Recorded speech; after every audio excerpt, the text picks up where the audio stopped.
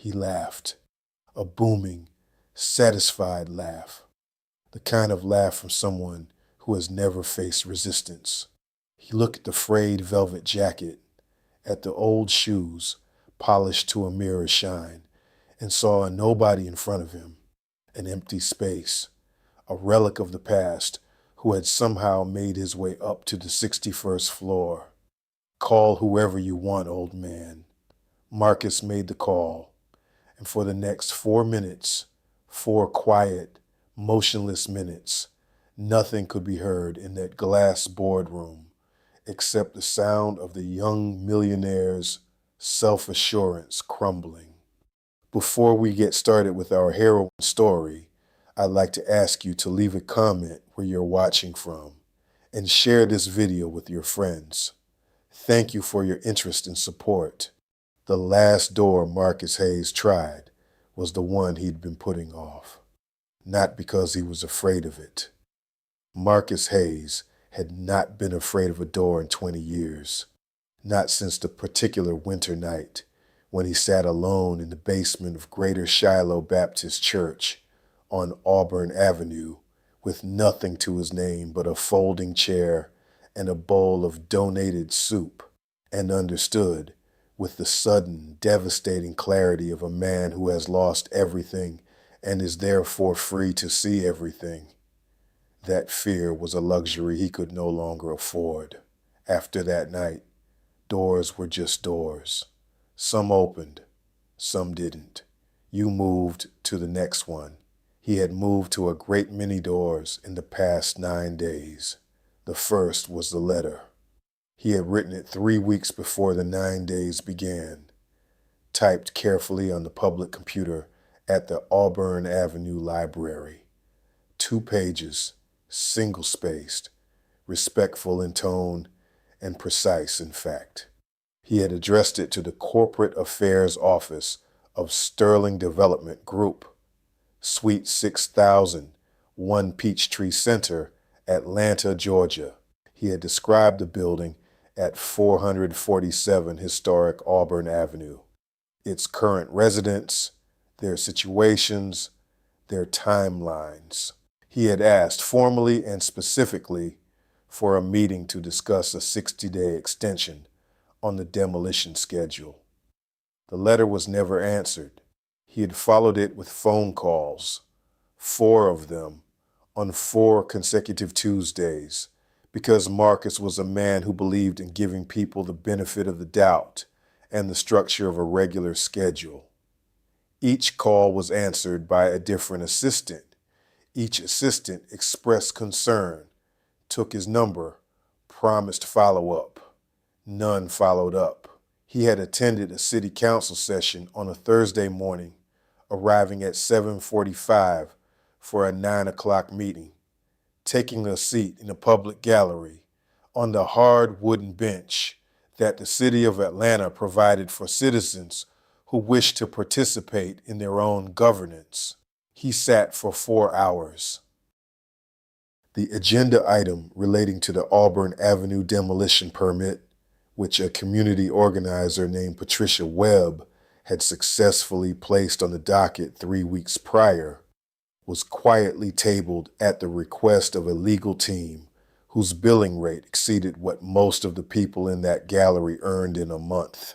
He had gone to the legal aid office on Edgewood Avenue, where a young attorney named Keisha Moore, exhausted in the particular way of people who do necessary work with insufficient resources, had told him plainly and kindly that without an emergency injunction, which would require weeks the families didn't have, there was nothing legally actionable. The demolition permit was clean. The acquisition was properly filed. The timeline was within code. 11 days remained. That is the part of this story that matters most. The part that Richard Sterling, sitting on the 60th floor of his glass tower, did not know and would not have cared about if he had.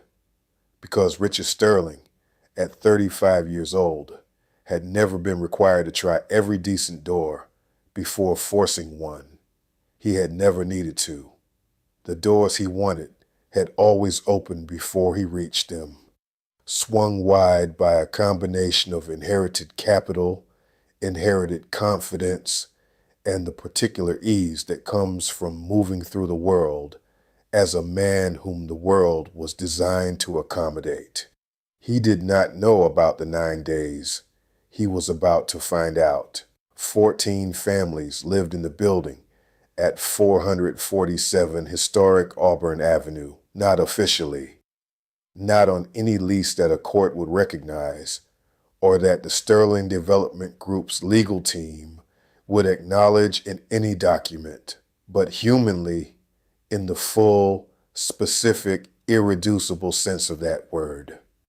They lived there the way people live in places that have become, through the accumulation of days and meals and crises weathered together, something more than an address. There was Sister Gloria, 65 years old, wide-hipped and warm-voiced, who had lived in apartment 2B for 4 years, and who made sweet potato pies every Sunday that fed half the block. Not as charity, she was clear about that, but as community, which is a different thing and considerably more dignified. Gloria had been sober for 3 years and 4 months, a fact she marked on a small calendar on her kitchen wall with a red pen, 1 day at a time. She was 4 months from her Section 8 eligibility date. 4 months. She had been told by a housing counselor whose caseload was too large for the care she deserved that if she could maintain her address for 4 more months, the certification would go through. 4 months. There was Trey, 28 years old, compact and serious, who worked a split shift, 6 to noon, at a tire shop on Boulevard, 4 to 10, at a car wash on Memorial Drive. His twin daughters, Amara and Imani, were 7 years old and slept on a pull-out sofa in the corner of the living room, surrounded by books he had bought for them one at a time from the stall at the Sweet Auburn Curb Market. Every night, no matter how late he came home, no matter how much his back hurt or his hands ached, Trey read to them. He did this with the focused intentionality of a man performing an act of survival, not for himself, but for the version of his daughters he was determined to make possible. His father had been incarcerated since Trey was 9. Trey had decided, with the iron clarity of a child who has watched a parent disappear, that he would not be that story. He would be a different story. He was clawing toward it, one split shift at a time, with a roof over his daughters' heads. There were Mr. and Mrs. Baptiste, Edmund, 73, and Celestine, 71, who had survived Hurricane Katrina in 2005 by holding on to each other in the second-floor bathroom of their New Orleans home while the water rose to the doorknob. They had lost the house, the neighborhood, the community of 40 years, and most of what they owned. Their son, Gerald, in Houston, was working 2 jobs and saving. He needed 6 more weeks before he could bring them down and get them settled. 6 weeks. Marcus knew all of them. Not as cases, not as residents, not as the human components of a demolition impact assessment. He knew them as people, their schedules, their medications, their fears, their particular dignities, and their particular struggles. He knew that Gloria kept her calendar on the refrigerator and looked at it every morning before she made coffee. He knew that Trey's daughters called him Daddy 2 Jobs with an affection that broke your heart a little. He knew that Edmund Baptiste said grace in French and that Celestine hummed hymns while she cooked, and that they had been married 51 years and still held hands when they watched television. He knew this because Marcus Hayes did not advocate for people from a distance. He had tried that once, professionally, from an office, with grant funding and strategic plans and measurable outcomes. That was another life. This life was different. Before we go any further, if you know someone who has fought for their neighbors the way Marcus Hayes fought for his, drop their name in the comments. This story is for them too. Let's keep going. The building itself was part of why this mattered. Though Marcus was careful not to lean on that argument too heavily, because he had learned over years of watching history get weaponized and then ignored that the historical significance of a building matters less to the people who own it than the square footage and the projected return on equity. But here is what 447 historic Auburn Avenue had been. In 1962, it was the Crawford's Lounge, a jazz club on the second floor of a building that also housed a barber shop, an insurance office, and a beauty supply store. On a Saturday night in September of that year, John Coltrane had played there. Not a major engagement, a single set, late after a performance at a larger venue across town, the kind of set that happens when musicians find each other in the informal hours after the official program ends. The people who had been there described it for the rest of their lives with the particular reverence reserved for moments that cannot be reproduced. The club had closed in 1971.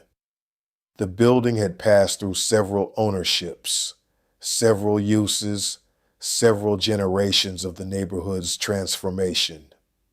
Sterling Development Group had acquired it 18 months ago as part of a larger assemblage for Silicon Lofts Atlanta, a mixed-use development targeting, per the marketing materials, creative professionals, and tech entrepreneurs seeking authentic urban living experiences. The irony of the word authentic was not lost on Marcus. It was, in fact, the kind of irony that settles in your chest and stays there. There were three things Trey's daughters did not know about the building they lived in.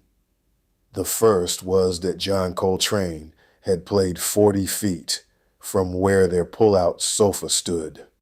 The second was that a man named Marcus Hayes had spent 9 days trying to keep that roof over their heads. And the third, the one that would change everything, was what Marcus had in his pocket when he stepped onto that elevator. We're going to get to all three. Stay right here.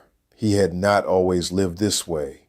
There are people who choose simplicity from a position of abundance, who downsize deliberately, who embrace proximity to struggle as a lifestyle statement, who can leave at any time and know it. Marcus Hayes was not one of those people.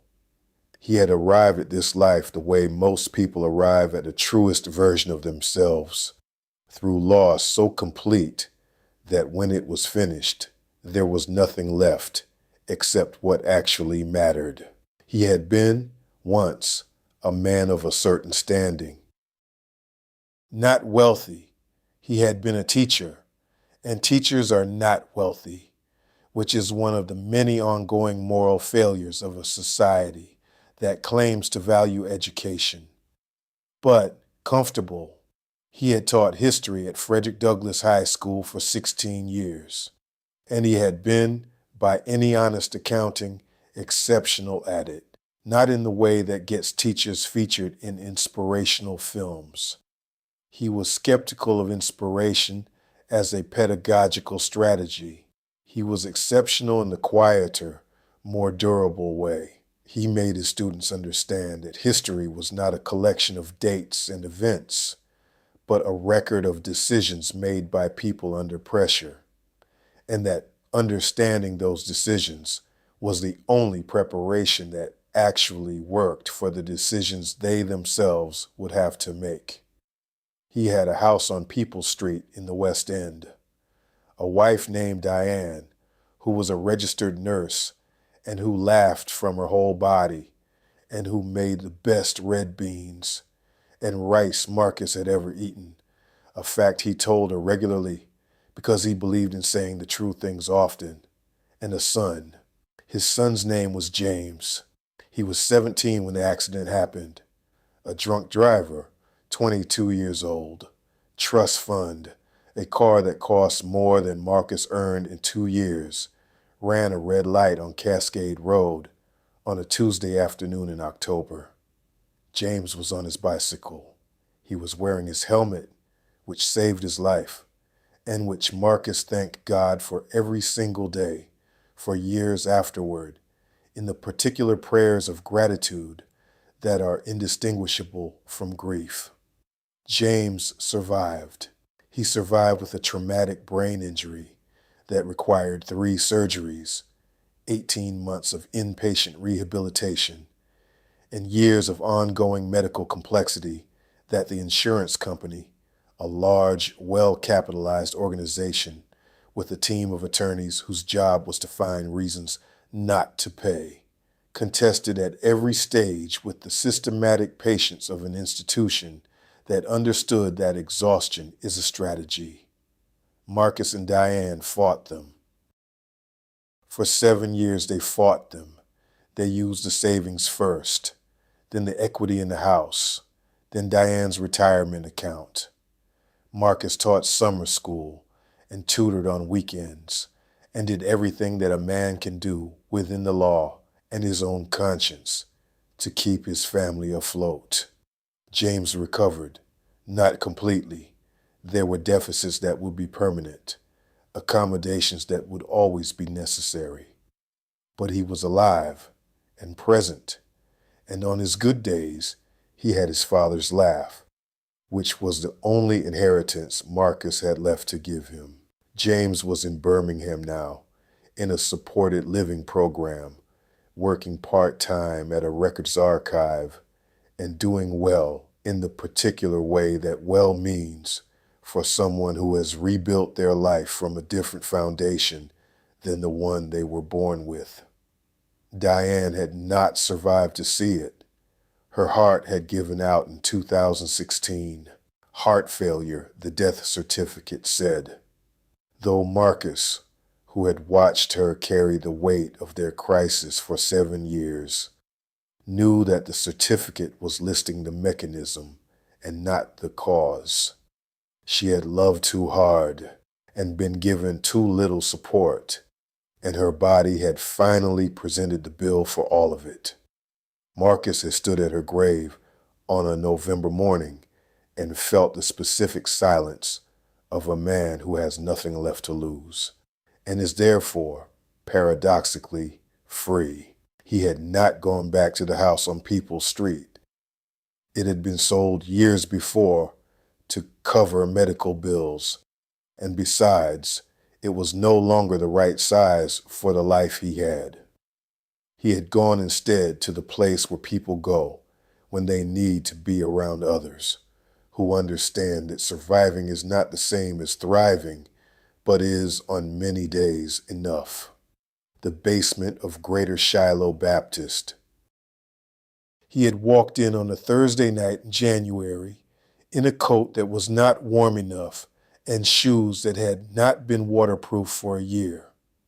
And a woman named Sister Paulette had handed him a bowl of soup and pointed him toward a folding chair and had not asked him a single question about how he got there, because she understood that people in church basements have already answered that question for themselves. He had sat in that chair and eaten that soup and looked around at the people around him, men and women of various ages and various histories and various distances from the lives they had expected to be living, and had felt something that his 16 years of teaching history had not given him, and his 7 years of fighting insurance companies had stripped away.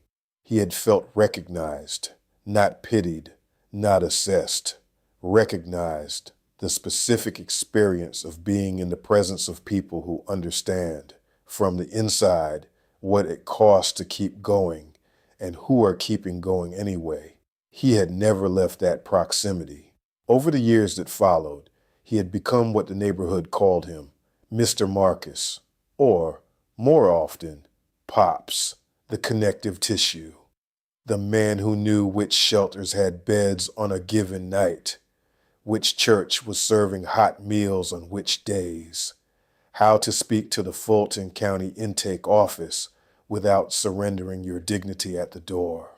He knew the names of the social workers who were genuinely trying and the ones who were going through motions. He knew how to write a letter that would be taken seriously and how to make a phone call that would be returned. He had become, over years of unhurried and unglamorous presence, the person that historic Auburn called when it needed someone to fight. And the fighting, he had learned, was most effective when it looked least like fighting. I need to tell you something that Marcus never told anyone except one person. The person he called the night before he got on that elevator. He said, "I've got the card to play. I could have played it a week ago, and this would already be over. But I want to give this young man the chance to do the right thing because he thought of it himself. Not because someone forced his hand, because if I force his hand, he'll comply. But his soul will still be the same, and his soul is the problem." The person on the other end of that phone was quiet for a moment. Then he said, "That sounds like you, Unc. Try it your way. If he won't hear you, call me back. I'll be at my desk." Marcus said, "I know you will, son. Remember that phone call. Remember exactly what was said.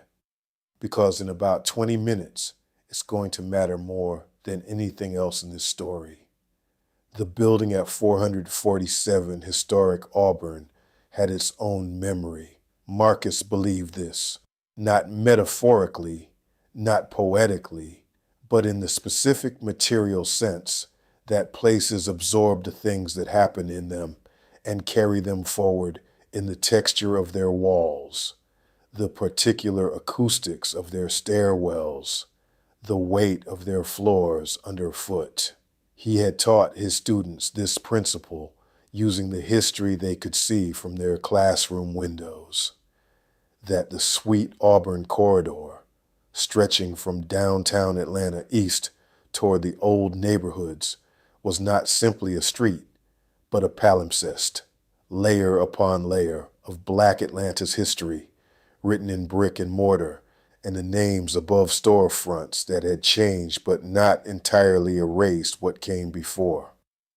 In 1956, the block that included 447 had been the commercial heart of a neighborhood that understood it was building something under conditions designed to prevent it from building anything. The barber shop where lawyers and laborers sat side by side and debated the future. The insurance office that wrote policies for families the white-owned companies refused to cover. The beauty supply store where women from 6 blocks in any direction came not just for supplies, but for the particular combination of commerce and community that the neighborhood needed, both to function and to endure.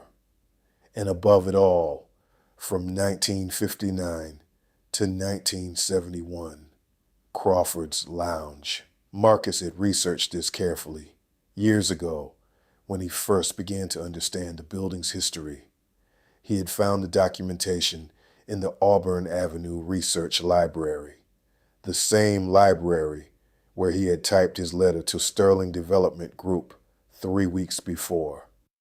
He had found photographs, the lounge interior, low lit and intimate, the stage small enough that the musicians were close enough to see the sweat on their foreheads, The audience pressed in together in the specific communion of people who have come to hear something true. The Coltrane photograph was there. September 14th, 1962. Handwritten on the back in ink that had faded to brown. 4 musicians on a stage that was barely a stage, and in the front row, visible in the corner of the frame, a young man of perhaps 20 with wide eyes and an expression of such open, undefended attention that it looked almost like prayer. Marcus had stared at that photograph for a long time when he found it. He had not included the Coltrane history in his letter to Sterling Development Group. He had considered it and decided against it for reasons that said something important about who he was, because he did not want the building's future to rest on its famous visitor. He did not want Trey's daughter's roof to depend on a celebrity association. If the building was going to be worth saving, and it was going to be worth saving because of the people living in it now, not the musician who had played in it 60 years ago. The famous visitor was in his back pocket for later, if needed. On the morning of the 9th day, Marcus held a meeting, not in a conference room. In Gloria's apartment, because Gloria's apartment was the warmest, and because Gloria had made coffee, and because gathering in Gloria's apartment was what the residents of 447 did when something needed to be decided together, which was itself a form of evidence about what the building meant. 14 people in a 1-bedroom apartment in the October morning. Trey was there, still in his tire shop shirt from the early shift. Amara and Imani sitting on the floor beside him with a coloring book, not quite following the conversation, but sensing its weight the way children do. Edmund and Celestine Baptiste sat on the small sofa, Edmund's hand over Celestine's, his expression the expression of a man who has survived worse and is therefore neither panicked nor unafraid, just present. Gloria stood at the kitchen counter with her coffee, looking at Marcus with the steady attention of someone who has been waiting for him to say the last true thing. He told him he was going up there, to the 60th floor, to look Richard Sterling in the eye and ask him, man to man, face to face, for 60 days. He told him he would be respectful, that he would bring facts, not emotion, that he would not threaten or perform or demand. And then he told them the other thing, the thing only one other person knew. I have one more option, he said, but I want to try the right way first. I want to give this man the chance to be decent before I make him be decent. Because if I force his hand, he'll comply. But nothing will change in him, and something needs to change in him. Gloria looked at him over the rim of her coffee cup. You always did think everybody was savable, Marcus. Most of them are, he said. This one I'm not sure about. But he deserves the chance to find out. Amara looked up from her coloring book. Is the man bad, Mr. Marcus? Marcus looked at her. 7 years old, serious eyes, her father's jaw. He's made bad choices, Marcus said. That's different. He put on his velvet jacket. He picked up his phone. He walked to the Auburn Avenue MARTA station and took the train downtown. The elevator button said 60. He pressed it. The doors closed. What happened next? Nobody in that building could have scripted. But all 14 of them felt it. At exactly 2:47 in the afternoon, they all felt something change, the way you feel weather change before you hear it. Gloria looked at her calendar. Trey's daughters looked up from their coloring book at the same moment. Edmund Baptiste closed his eyes and moved his lips in words nobody could hear. He was praying in French, the way he always prayed when something important was happening somewhere he couldn't see. The receptionist at Sterling Development Group looked up when the elevator opened and then looked again. This was not, in her experience, what arrived on the 60th floor. The 60th floor received men in suits that cost what she made in a month. Women with briefcases and the practiced composure of people who had learned that corporate femininity required a specific ratio of warmth to steel. It received architects with portfolios and investors with handshakes calibrated for maximum confidence transfer. It did not receive a broad-shouldered black man in his late 50s wearing a faded burgundy velvet jacket and shoes that were worn thin at the heel but polished to a mirror shine.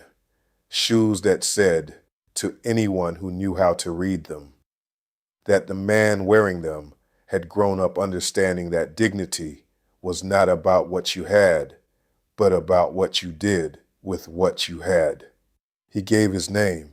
His voice was deep and unhurried. Marcus Hayes, I'd like to speak with Mr. Sterling. She made the call. From behind the conference room doors came laughter, the particular rich, relaxed laughter of a man who has already decided how this is going to go. Send him in. I want to see this. Richard Sterling was 35 years old and looked it in the way that successful young men look their age when they have never been required to look older. With the unguarded confidence of someone whose major anxieties have all been financial rather than existential. He was silver-templed in the stylized way. The silver not earned, but managed, and he sat at the head of a conference table that was long enough to hold a dinner party, in a chair that was angled slightly toward the floor-to-ceiling windows, which gave him the view of the city as backdrop effect that Marcus recognized immediately as deliberate. 3 colleagues at the far end of the table, 2 men in their 30s, with the interchangeable look of people who had decided that agreeing with Richard Sterling was the most efficient path through their careers. A woman, also 30s, pearl earrings, expression calibrated to match whatever Sterling's face was doing. Marcus stood in the doorway and took all of this in with the unhurried assessment of a man who had spent 16 years reading classrooms in the first 30 seconds. He walked to the near end of the table. He did not sit. He had not been invited to sit, and he was not going to make himself comfortable in a room that was being offered as a performance of his own irrelevance. He stood with his hands at his sides, his shoulders level, and he began. He told Sterling everything, not emotionally, clearly. The building, the 11 days, the 14 families, their names, their specific situations, precisely stated, Gloria's sobriety, and her 4-month timeline. Trey's daughters and his split shifts, Edmund and Celestine Baptiste, and the 6 weeks their son in Houston needed. He told them about the letter, the 4 phone calls, the city council session, the legal aid office. He told him that he was not there to threaten, not there to sue, not there to perform. He was there to ask man to man, face to face, for 60 days. Sterling looked at him throughout with an expression that moved from amusement to something almost like attention, and then back to amusement, as if attention had been briefly available, but comfort had closed the window before it could get through. Mr. Hayes, the word was already wrapped in its conclusion. The permits are filed. The timeline is set. These people, they're not legal tenants. There is nothing I can do. A pause calibrated to land. And with respect, there's nothing you can do either. The two men at the far end adjusted their smiles. The woman looked at her hands. Marcus's face did not change. He had sat in folding chairs in church basements and heard things said about people he loved that were far more cruel than this, delivered with far less self-awareness. Richard Sterling was not the worst thing Marcus Hayes had ever encountered in a room. He was just the most recent. He reached into the inside pocket of his velvet jacket, took out his phone, a modern smartphone, clean and deliberate against everything else about his appearance, which Sterling had clearly registered as ammunition, and which Marcus had clearly understood would be registered as ammunition. In that case, Marcus said, his voice carrying the same unhurried depth it had carried since he walked in, "You won't mind if I make a call." The laugh that came out of Richard Sterling in that moment was the laugh of a man who believes he is at the end of a joke. Big room filling, leaning back in the Italian leather, arms sweeping toward the city beyond the glass. "Call whoever you want, old man." Marcus pressed dial. The phone rang once. "Uncle Marcus." The voice that came through the speaker was immediately recognizable, not to Marcus, who had heard it, since it was a boy's voice cracking through adolescence, but to everyone else in the room. The voice of the federal judge of the United States District Court for the Northern District of Georgia, who 3 weeks prior had levied a $2 billion fine against a monopolistic telecommunications corporation, and whose opinion on housing rights and eminent domain law had been cited in 17 subsequent cases across 6 circuits. "I've been sitting by the phone. Tell me how it went." The laugh stopped, not slowly, not fading, the way a power cut stops a room, complete, instant, everything suddenly rearranged. Marcus said calmly, "About how we expected, son. Mr. Sterling feels there's nothing to be done. I'd like you to have a word with him if you have a few minutes." A pause. Then, in a voice that had acquired over 30 years, the particular steel of a man who had learned its weight, "Put him on." Marcus extended the phone across the table. His arm was steady. His face had not changed once. Not when Sterling laughed. Not now. Sterling took the phone with both hands. For 4 minutes, nobody in the room spoke. Sterling stood very still. The two men at the far end of the table looked at the glass. The woman looked at her hands. Sterling went pale in a way that makes freckles look dark. And he nodded and pressed his free hand over his mouth in the involuntary gesture of a man receiving something he has no prepared place to put. When he set the phone down, his face had changed. Not shattered, opened. We're not at the end of this story. Not even close. What Richard Sterling says next, and what Marcus does with it, is the part that will stay with you. Don't go anywhere. Nobody counted the 4 minutes while they were happening. Time in that conference room had changed quality. It was no longer the efficient, billable time of a Sterling Development Group meeting, moving in clean increments toward the next deliverable. It had become something heavier and less manageable, yet the kind of time that accumulates rather than passes, that leaves a residue. Sterling stood with the phone pressed to his ear, and his body doing the things bodies do when they are receiving information that the mind is not ready to process.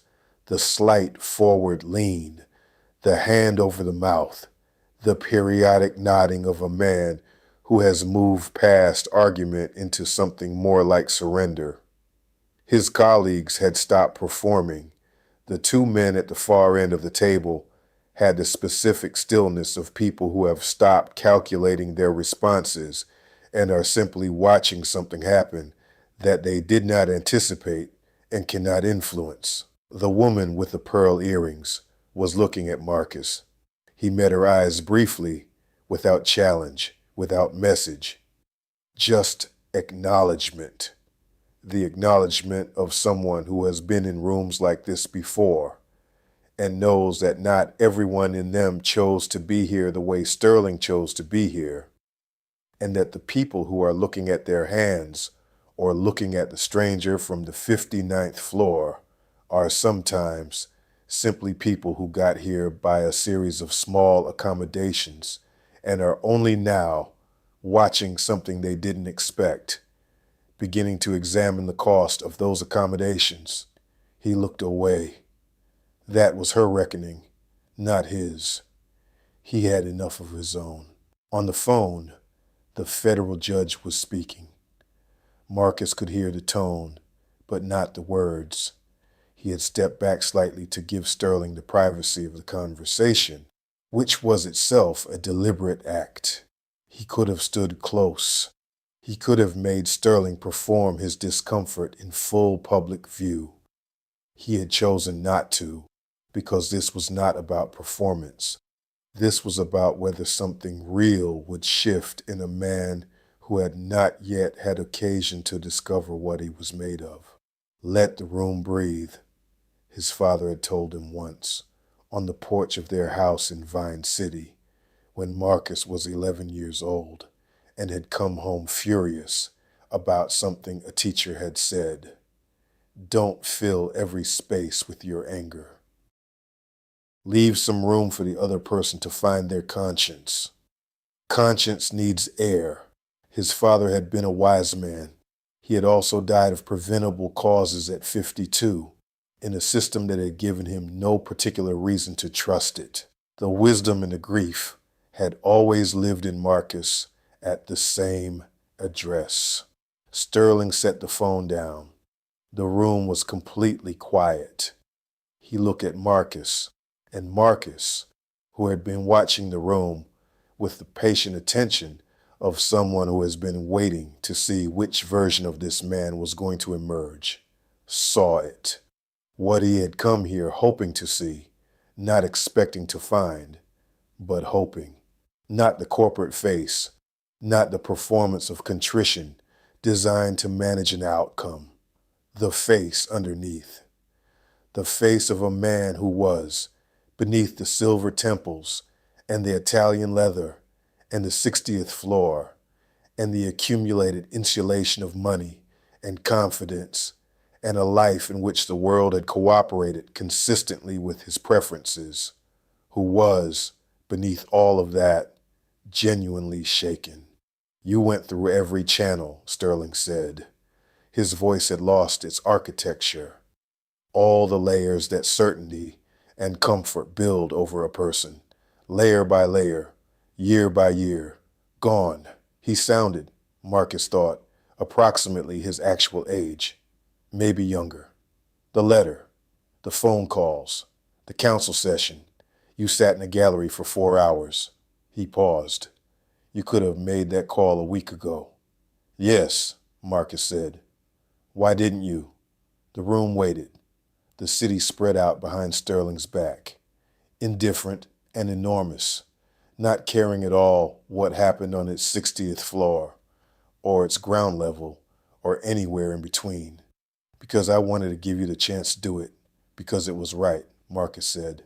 His voice was quiet, not soft, quiet. There is a difference. Soft yields, quiet holds. Not because someone forced your hand. Not because you were afraid of what I had in my pocket. Because a man came to your door and asked you to be decent, and you decided to be decent. He paused. I wanted to see if that man existed. Sterling looked at him for a long time. Something was working in his face. Something that had not worked there in a long time, Marcus suspected. The specific labor of a man who is trying to feel something he has been efficient at not feeling.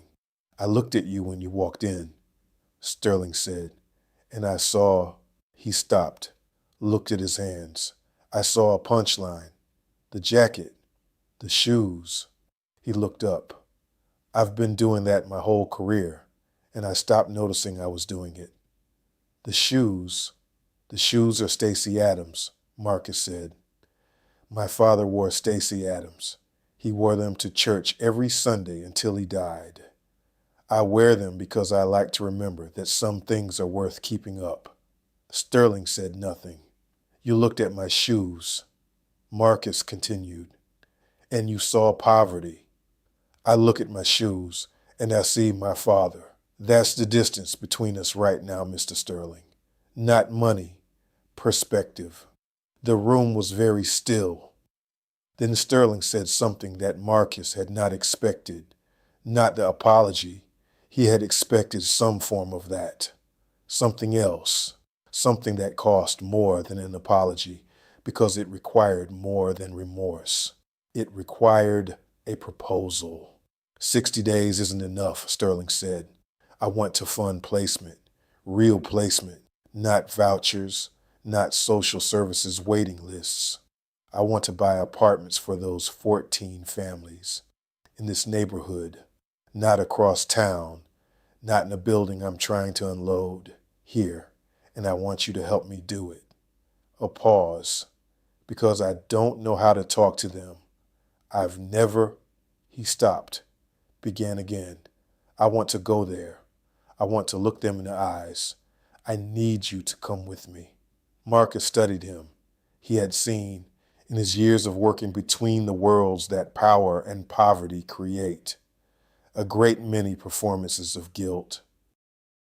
He knew the shape of it, the language of accountability that functions as a transaction, buying off the discomfort without changing the underlying structure.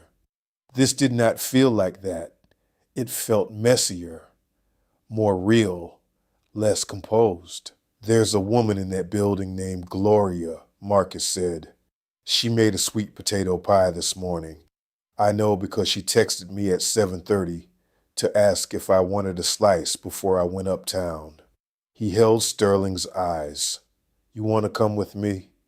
Sterling looked at him, looked at his colleagues, who were entirely still, watching something they would spend years trying to describe accurately at dinner parties and would never quite get right.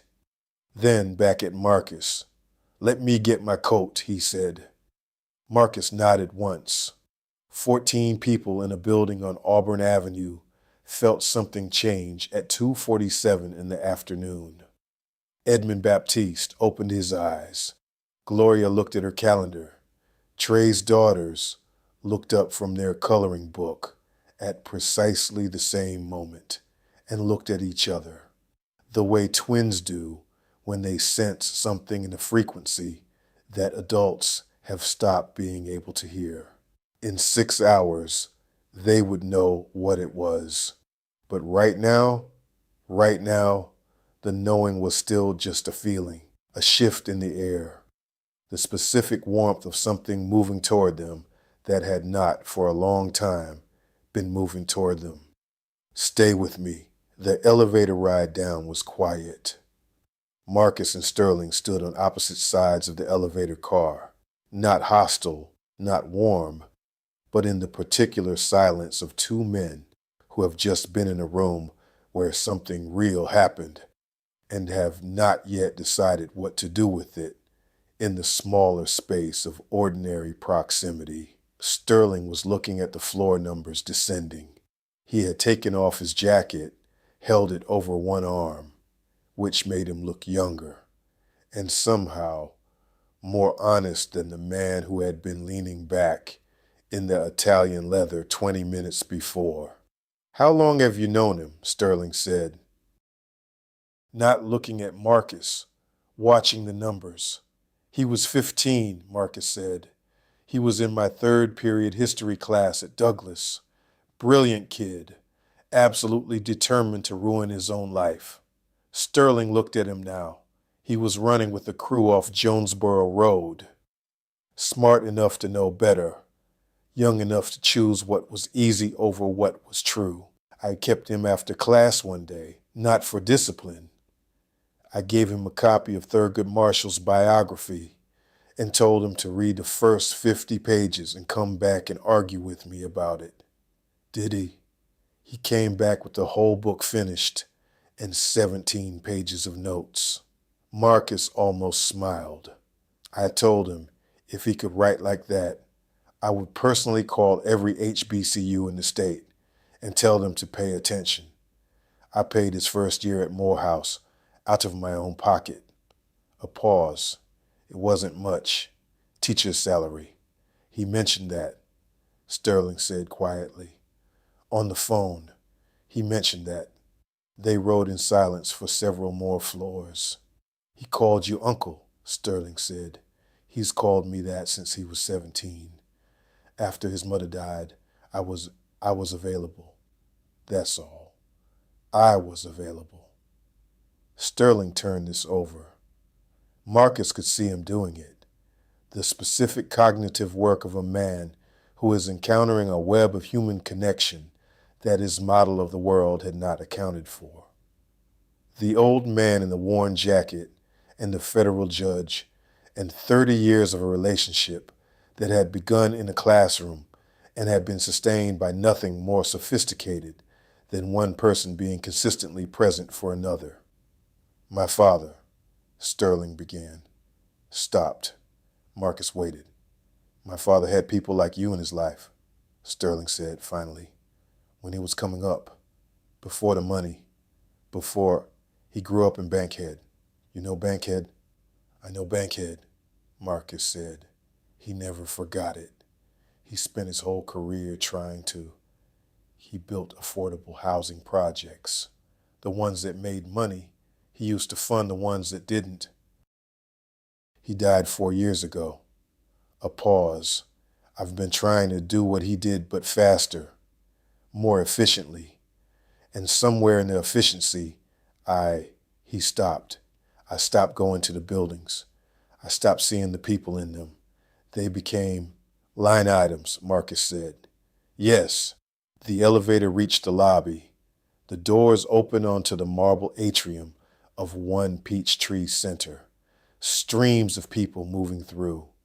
The ordinary afternoon business of a city going about itself. They stepped out. Sterling stood for a moment, looking at the people moving through the lobby. The same people he had moved past 10,000 times without registering them as the specific individuals they were.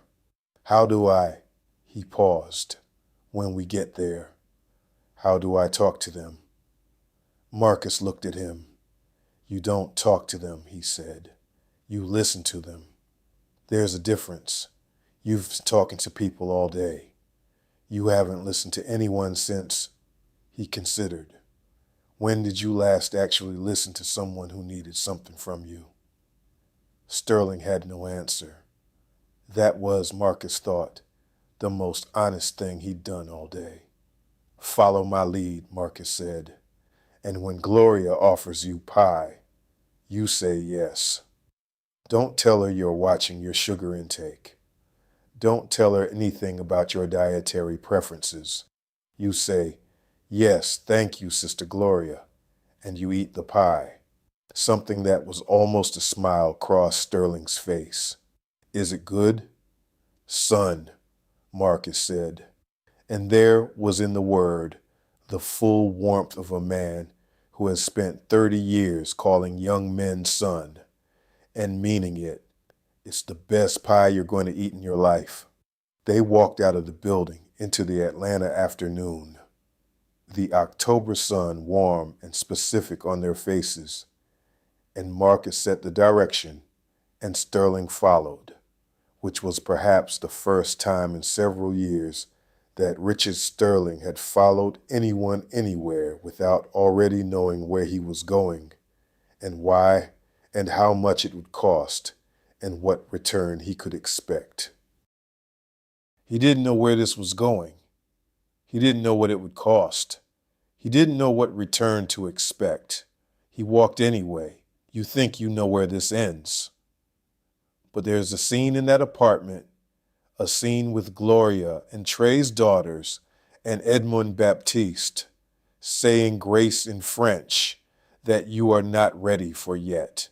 And there's something Marcus is going to say, standing in that kitchen. That is the real reason I've been telling you this story. Stay with me. We're almost there. The door to apartment 2B was open when they arrived. It was always open. This was something Marcus had never asked Gloria to do, and she had never explained. She simply kept her door open in the afternoons, the way her grandmother had kept the door open in their house in Birmingham, because an open door was an invitation, and an invitation was a form of faith. And Gloria was a woman of considerable faith. She was at the stove when they came in, a broad, warm, moving woman in a house dress the color of marigolds, her hair wrapped in a blue cloth. The apartment smelled of cinnamon and butter and something deeper, the warm, specific smell of a kitchen that has been in regular use for years and has absorbed the memory of every meal made in it. She turned when she heard the footsteps, looked at Marcus, looked at Sterling, looked back at Marcus with the expression of a woman who has survived enough surprises to approach new information with curiosity rather than alarm. "This the one," she said. "This is Mr. Sterling," Marcus said. She looked Sterling over with the comprehensive, unhurried appraisal of a woman who has no particular interest in being impressed. "You hungry?" Sterling looked at Marcus. Marcus looked at Sterling. "Yes," Sterling said. "Thank you. Sit down then." He sat at Gloria's kitchen table. It was a small table, the kind with a leaf you could fold down, covered in a printed oilcloth that had been there long enough to have its own history. A sugar bowl, a salt shaker shaped like a rooster, a small frame verse from Psalms on the wall above the window. Sterling looked at all of it the way a man looks at a room when he is trying to understand what it means, and beginning to suspect that the meanings available to him are insufficient. Gloria set a plate in front of him, a generous slice of sweet potato pie, its crust golden and precise, a cup of coffee, black. He looked at the pie. "Go ahead," Gloria said. "It won't bite you." He took a bite. Something moved across his face. Not a performance, not the effusive praise of a man trying to impress. Something genuine and slightly embarrassed. The expression of a person who has just encountered something so much better than expected that the gap itself is a kind of information. He stopped. "I know," Gloria said, and sat down across from him. "Now, you going to look me in the eyes, or are you going to look at your plate?" Sterling looked up, met Gloria's eyes, steady, warm, entirely without malice, and therefore more confronting than malice would have been. "I owe you an apology," he said. "You owe me a lot more than that, baby," Gloria said, not unkindly, but an apology is a start. Trey arrived an hour later, still in his tire shop shirt, Amara and Imani tumbling in ahead of him with the specific energy of 7-year-olds who have been sitting in a car and are now free.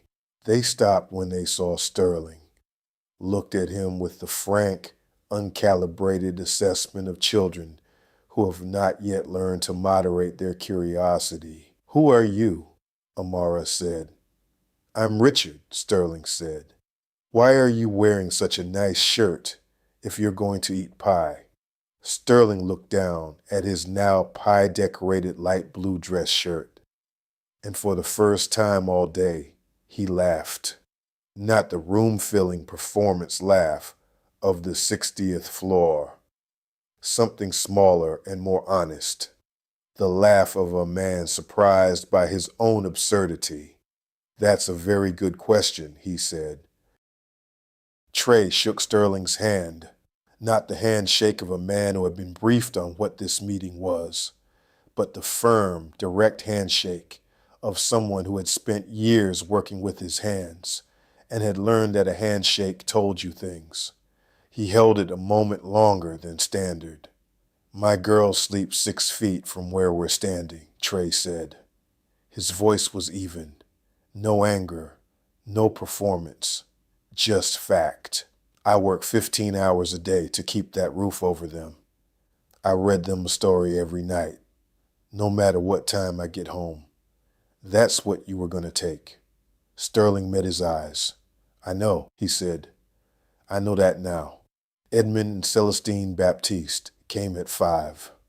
Edmund moved slowly with a cane, and Celestine walked beside him with her hand on his arm in the manner of people who have moved together for so long that the synchrony is no longer deliberate. They sat on Gloria's small sofa, and Edmund looked at Sterling with the expression of a man who has outlasted several things that seem permanent and is therefore not impressed by power, but not afraid of it either. He said grace before they ate the second piece of pie. In French, eyes closed, Celestine's lips moving in the same words from memory. When he opened his eyes and looked at Sterling, his expression was neither warm nor cold, but something more specific, expectant, as if he was waiting to see what the young man would do with what he'd been given. 6 weeks, Sterling said. I know about the 6 weeks. Edmund nodded slowly. My son is working, he said. He is a good boy. I know, Sterling said. I'd like to help with that, if you'll let me. Edmund looked at Marcus. Marcus gave the small nod. That means this one is telling the truth, as best I can tell. Edmund looked back at Sterling. Then you will eat the pie, he said. Sir, Sterling said, it would be an honor. Tea was nearly 7 when the last of the residents left Gloria's apartment. Trey had taken his daughters home to read them their story. On time as always, no matter what. Edmund and Celestine had walked slowly back down the hall, Edmund's cane tapping its steady rhythm, Celestine humming something low and old that disappeared into the building's quiet. The other residents had come and gone through the open door across the afternoon and evening, some staying for pie, some only long enough to look at Sterling with the particular scrutiny of people deciding whether a man means what he says before they allow themselves to feel anything about it. Sterling had shaken every hand. He had listened, genuinely listened, in the halting, effortful way of someone learning a skill they should have acquired 30 years ago. He had not offered solutions until asked. He had not pulled out his phone to document anything, which Marcus had noted and approved of silently. He had eaten 3 pieces of pie, which Gloria had noted and approved of loudly. Now it was just the 3 of them, Marcus, Sterling, Gloria, in the kitchen, with the remnants of the evening and the particular quiet that settles over a room after many people have been in it and cared about the same things. Gloria was washing dishes. Sterling was at the table with a yellow legal pad he had produced from somewhere, writing, actual writing, longhand, a list of names and specific commitments. Gloria, Section 8 timeline, 4 months, bridge housing secured. Trey, 2 daughters, same building preferred, school district unchanged. Edmund and Celestine, 6 weeks, airport transport arranged, first month Houston covered. He wrote each one carefully, the way a man writes something he intends to be held to. Marcus stood at the kitchen window, looking out at Auburn Avenue in the evening. The street was doing what it always did at this hour, settling into itself, the daytime traffic thinning, the neighborhood's own rhythms reasserting themselves over the commercial noise of the city around it. A man walking a dog, two women on a stoop talking, the sound of music from somewhere, not jazz tonight, something contemporary, but with the same quality of being played by people who meant it. "Can I ask you something?" Sterling said, without looking up from his legal pad. "Go ahead," Marcus said. The judge, he grew up 4 blocks from here. 3 blocks, Marcus said. The house is still there. His mother lived in it until 2019. And you taught him and paid for his first year. Yes, and he became, Sterling paused. He became what he became. He became what he was always going to become, Marcus said. I just made sure nothing stopped him. Silence. Gloria was humming at the sink. The same low old hymn Celestine had been humming in the hall. How many? Sterling said. Marcus turned from the window. How many what? How many kids? Over the years. That you? He gestured with the pen. That you made sure nothing stopped. Marcus considered the question. He had never counted, which was itself the answer, because counting implied a program, a method, a ledger. What he had done was not a program. It was a life. Enough, he said. Sterling set down his pen. He looked at Marcus with the expression that had been building across the afternoon, the expression of a man in the process of restructuring his understanding of what constitutes success, which is one of the most uncomfortable restructurings a human being can undertake, and also one of the most necessary. My father would have liked you, he said. Tell me about your father, Marcus said, and Sterling did. For 20 minutes at Gloria's kitchen table, with the dishes being washed, and Auburn Avenue going about itself outside, Richard Sterling talked about a man named Thomas Sterling, who had grown up in Bankhead and built affordable housing and died 4 years ago without knowing that his son had stopped going to the buildings, stopped seeing the people, turned them into line items in the pursuit of a scale of success that Thomas Sterling had never said he wanted. Marcus listened, completely and without interruption, with the same patient attention he had once given a 15-year-old with 17 pages of notes on Thurgood Marshall. When Sterling finished, the kitchen was quiet. Here is what I want you to hear, Marcus said. His voice was the same voice it had been all day, deep, unhurried, carrying the weight of his years without being buried under it. You are not too late. You are not your worst decision. You are not the man who laughed at my shoes in that conference room, unless you choose to keep being him. Sterling was very still. Your father built things for people who needed them. You have more resources than he ever had. The question is not whether you can do what he did.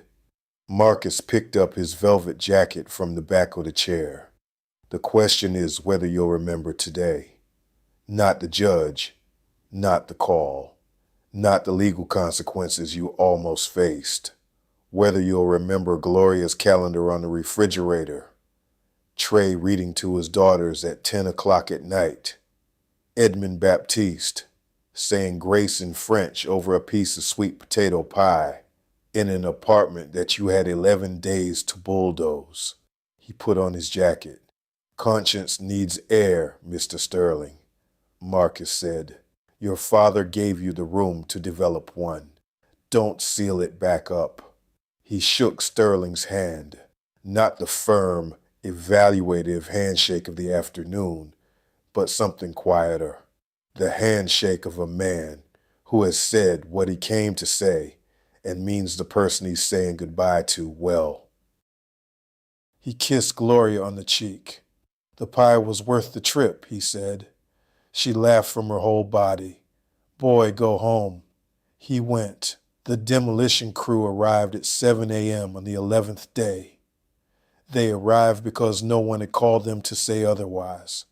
The paperwork moved slowly. The permits were active. The machinery had been scheduled weeks in advance. 3 men in orange vests, a foreman with a clipboard, an equipment truck idling on the corner of Auburn and Jackson. Routine. Another building. Another permit. Another morning. They found Marcus Hayes on the front steps of 447. He was sitting there with a cup of coffee from the Ethiopian place on the corner, his velvet jacket on, against the October morning chill. His Stacey Adams on the third step, reading a folded newspaper. He looked up when the foreman approached. He greeted him by his first name, Bobby, which was on the foreman's vest, and which Marcus had the kind of eyes that read things, and said, "Morning, Bobby. You're going to want to check your phone before you do anything else." Bobby checked his phone. The stop work order had been filed at 11:58 the previous night through the offices of the Federal District Court for the Northern District of Georgia.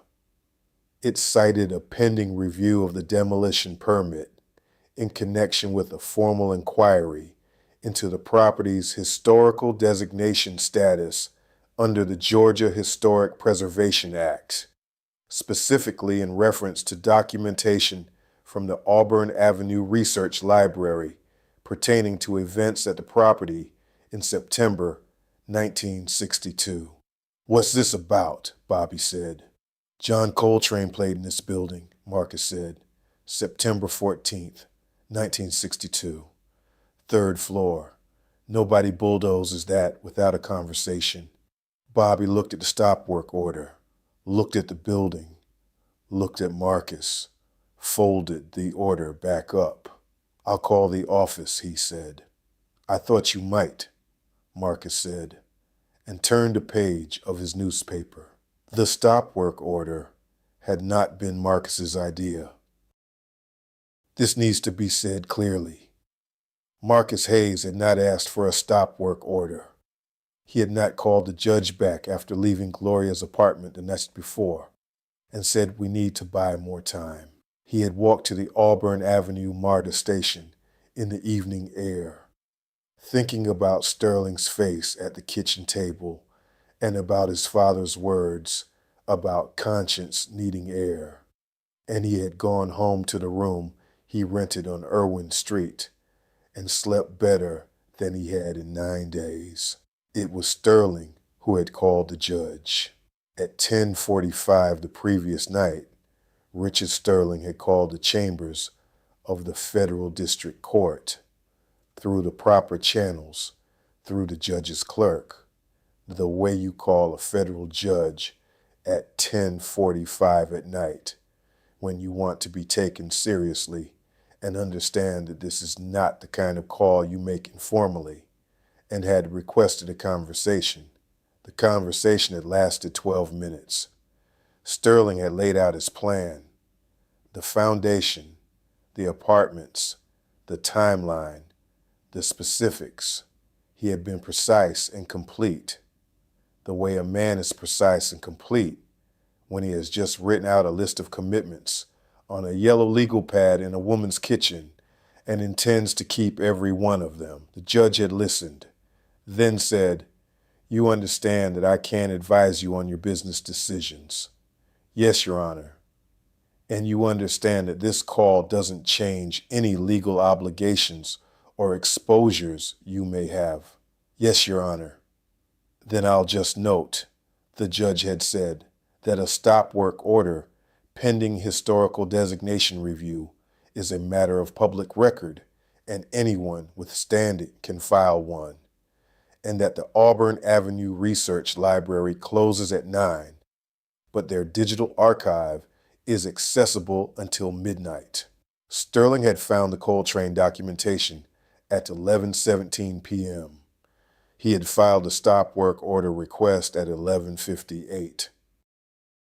When Marcus heard this from the judge, who called him at 7:30 in the morning while he was already sitting on the steps of 447 with his coffee. He sat for a moment with the phone in his hand and felt something that was not quite surprise but was in the same family. The specific feeling of a bet placed carefully on evidence rather than certainty, paying out in a way the evidence suggested, but that you hadn't quite let yourself expect. He had wanted to give Sterling the chance to find a conscience. He had not known whether the conscience was there. He had hoped. "You heard?" the judge said. "I heard," Marcus said. "He called me at 10:45. He had the whole plan.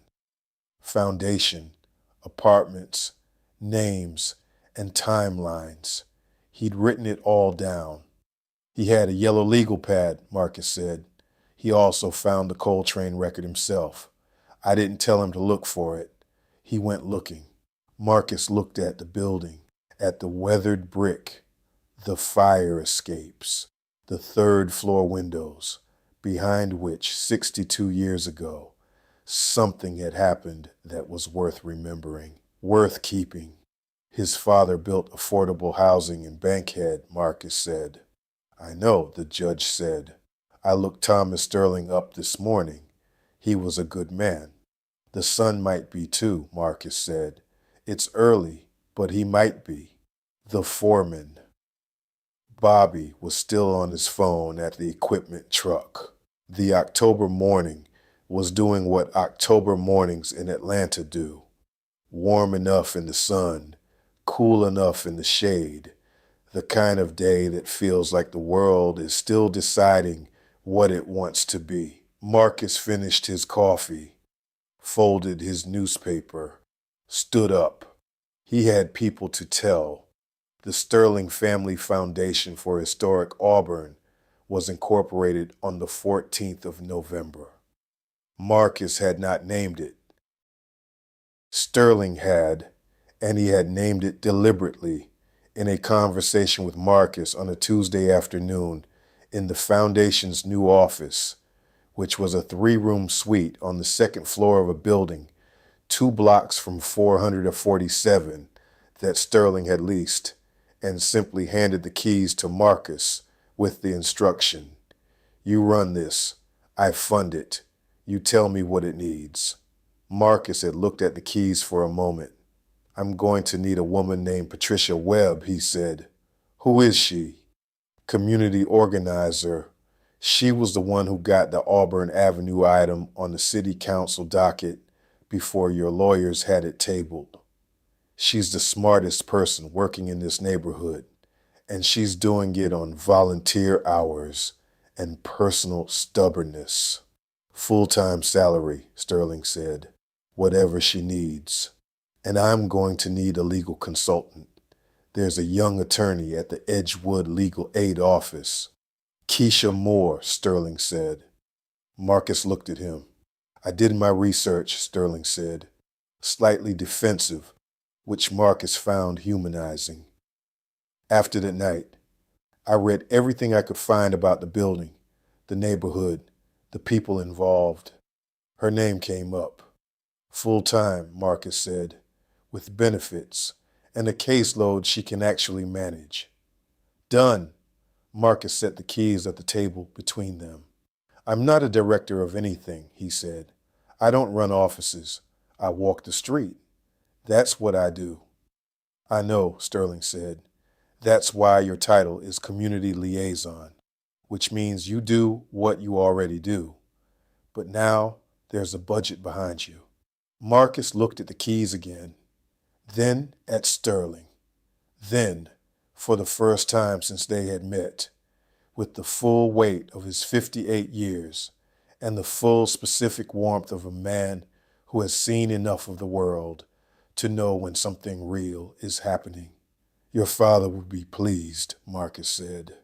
Sterling looked down at the table, nodded once, quickly, in the way of a man who is not going to be able to hold his face together if he has to respond to that directly.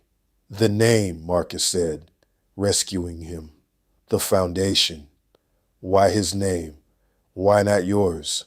Because I'm still building the resume, Sterling said. He already built it. I'm trying to catch up. Marcus picked up the keys. By December, all 14 families had been relocated, not dispersed, relocated. This was a distinction that Marcus had made clear in the first foundation meeting, with a specificity that Patricia Webb had seconded immediately, and that Keisha Moore had built into the legal framework of every housing agreement. These families were not being moved away from Auburn Avenue. They were being moved to Auburn Avenue. Different buildings, same neighborhood, same schools, same corner stores, same community. The intangible infrastructure that gets destroyed when people are simply relocated to wherever has space and never mentioned again.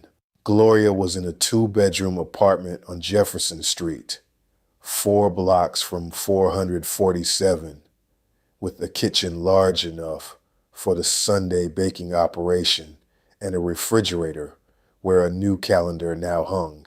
Still red pen, still daily marks, the number growing toward the Section 8 eligibility date that she reached on March 3rd. At which point she called Marcus at 7:45 in the morning and said, "I made it, Pops." He said, "I know you did, Gloria. I knew you would." Trey and his daughters were in a 3-bedroom on Edgewood, same school district. Amara and Imani in the same class with the same teacher. And a pull-out sofa, traded for 2 actual beds that Sterling's office had furnished without being asked, because Sterling's assistant had read the case notes and done it on her own initiative, which was itself a sign that something was changing in the culture of Sterling Development Group. Trey had come to Marcus in January to say that the tire shop had offered him a supervisory position, which came with enough of a salary increase that he had given notice at the car wash. "One job," he told Marcus. "I'm going to be a one-job father." "Tell your girls," Marcus said. "They'll want to know." Edmund and Celestine Baptiste had left for Houston in November, 3 weeks earlier than planned, because Gerald, their son, had gotten the time off and driven up and loaded their belongings himself, and had, before leaving, come to find Marcus on the street to shake his hand. "My parents said to tell you," Gerald said, "that they pray for you every morning, both of them, by name." Marcus thought about Edmund with his eyes closed at Gloria's kitchen table, moving his lips in French. "Tell them the feeling is mutual," he said. In March, the historical designation came through. It had taken 4 months of documentation, of hearings, of the kind of bureaucratic patience that only succeeds when someone with both knowledge and resources is doing the filing. Patricia Webb had done the filings. Keisha Moore had argued the legal framework. The Auburn Avenue Research Library had provided the archival evidence, including the Coltrane photograph, September 14th, 1962. The handwritten date on the back, now officially part of the public record. 447 Historic Auburn Avenue was designated a site of cultural significance by the city of Atlanta.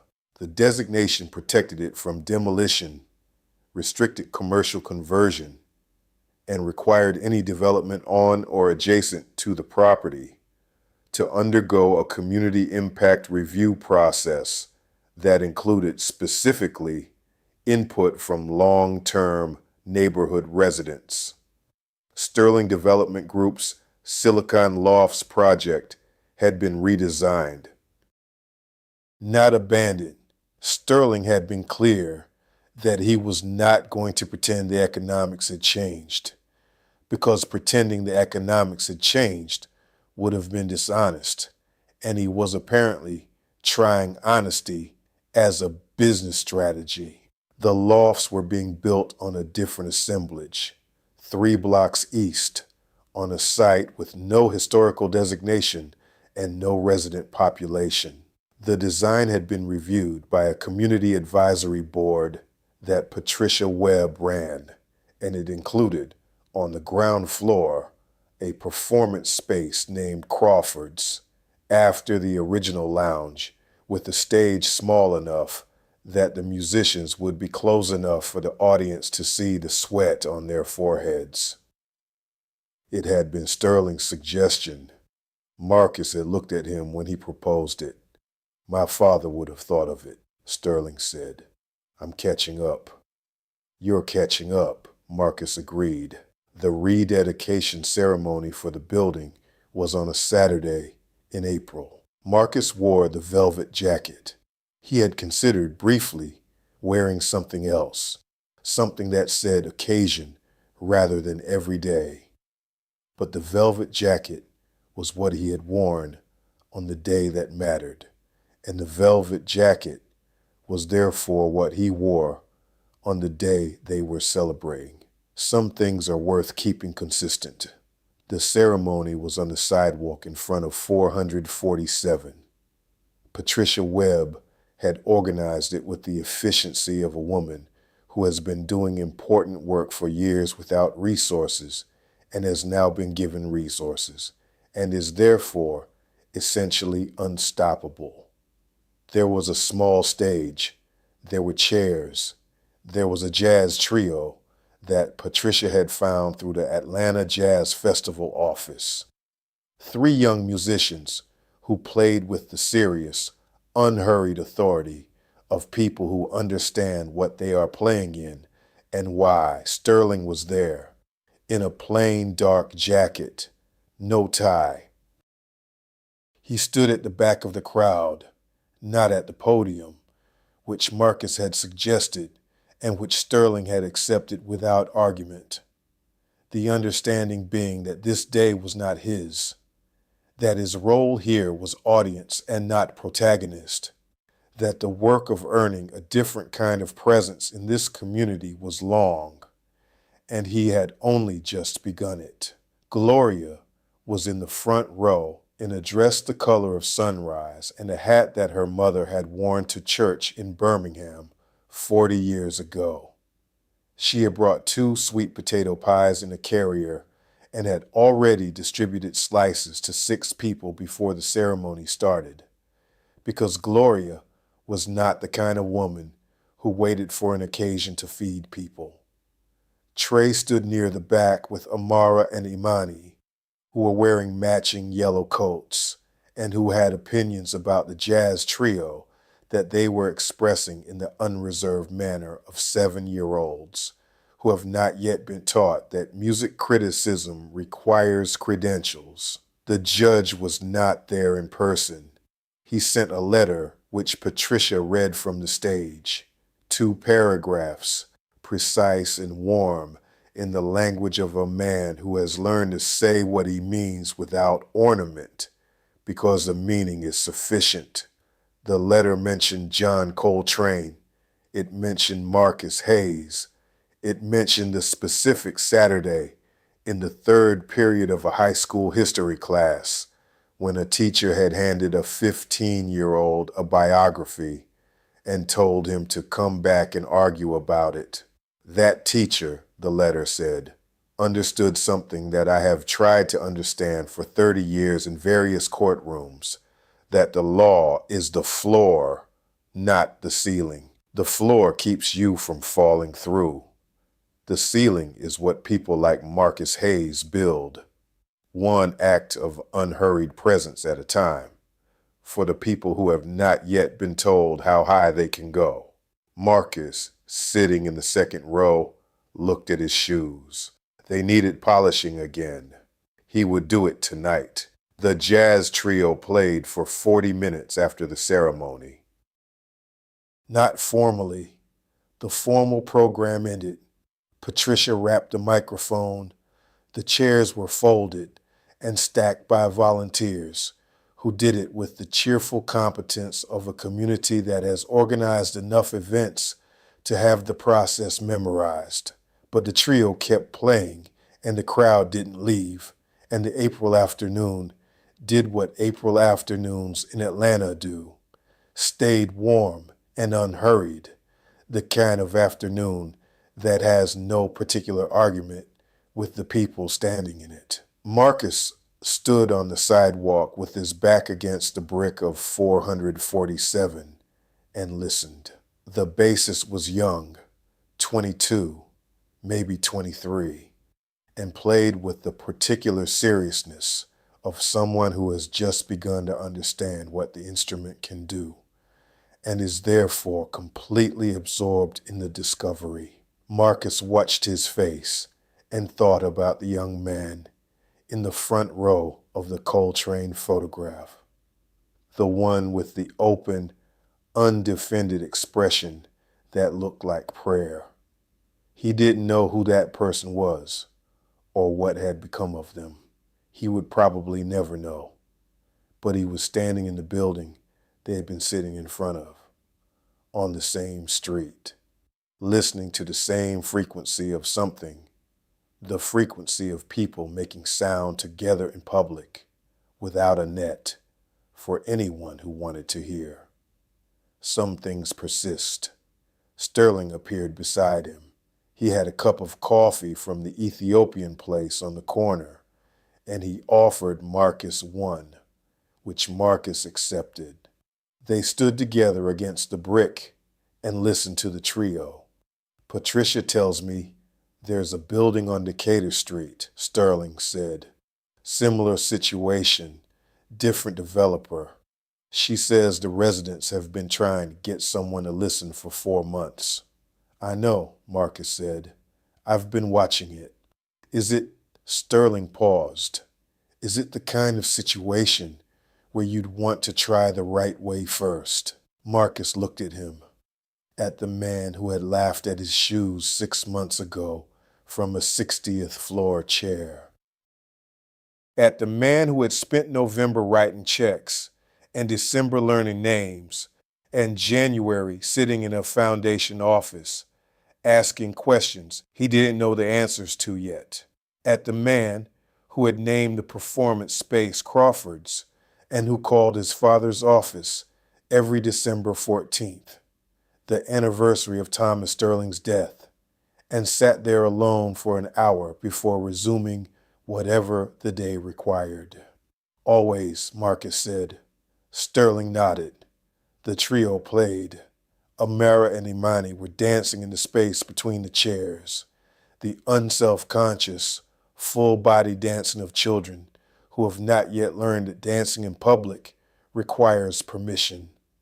Trey was watching them with the expression of a man who has decided irrevocably to be the story he wants his daughters to tell, which is the only parenting philosophy that Marcus had ever believed in, and which he had said as much to Trey one afternoon on the steps of 447, and which Trey had written on the back of a receipt and put in his wallet where it still was. Gloria was talking to 2 women from the church 2 blocks over, her hat slightly tilted from the afternoon, her laugh traveling down the sidewalk and back again. She had eaten 2 slices of her own pie at the reception, which she did at every occasion without apology, because she had made the pie, and she knew it was good, and there was no reason to perform modesty about something she had worked to get right. The building stood behind all of them, brick and history, and the accumulated weight of everyone who had ever stood on this sidewalk, or climbed these stairs, or played music on the 3rd floor, or read a red pen calendar on a kitchen wall and counted another day. It was not a monument, it was a building. Buildings are not monuments, they are structures, held up by physics and maintained by attention and inhabited by lives that have nothing to do with symbolism and everything to do with the specific daily reality of having a roof and a door and a window that the morning comes through. But sometimes the building and the lives inside it and the people who fought for both of them line up in the same moment, in the same April light, with a jazz trio playing and children dancing and a woman in a sunrise dress laughing down the sidewalk, and it becomes briefly possible to see what the whole thing was for. Marcus Hayes stood with his back against a brick and his coffee in his hand, and his Stacey Adams on the sidewalk of historic Auburn Avenue, and let himself see it. He thought about the 9 days, the letter that was never answered, the 4 phone calls, the 4 Tuesdays, the city council gallery, the hard bench, the 4 hours, the young attorney on Edgewood, exhausted and kind, the elevator to the 60th floor, the laughter that stopped. He thought about his father's shoes, his father's porch. Conscience needs air. He thought about James in Birmingham, doing well in the particular way that well means when you have rebuilt from a different foundation. He thought about Diane and her red beans and her whole body laugh and the specific texture of her absence, which was not the same as grief anymore. It had become something more like a permanent room in his chest that was sad and warm at the same time. He thought about a 15-year-old with 17 pages of notes on Thurgood Marshall, and he thought, I did not save this building. The building was always going to be worth saving. It just needed someone to stand in front of it long enough for that to become clear. I did not save these people. They were already surviving, already fighting, already making pie and reading stories and saying grace in French. I was just the connective tissue. The person who knew which door to knock on and how to knock on it and when to wait and when to call. That is the work. That is all the work is. Showing up, staying, knowing enough names. I can do that for a while longer. He finished his coffee, set the cup in the recycling bin by the steps.